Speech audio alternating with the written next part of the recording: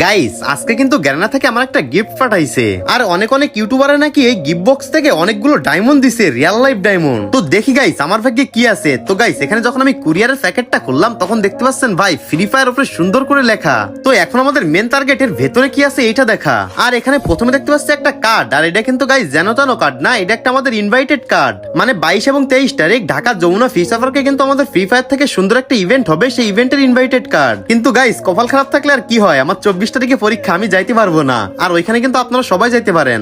এবং তারপরে এখানে কিন্তু আমাদের নারুটো স্পেশাল ইতাসির যে একটা বান্ডেল আছে, ওই বান্ডেলটা রিয়েল লাইফে গিফট করছে, যেটা কিন্তু একটা রেইনকোটের মতো, কিন্তু যারা নারুটো ফ্যান আছে তাদের জন্য এটা অনেক বেশি স্পেশাল। দেখা যাক গাইস তারপরে কি দিছে।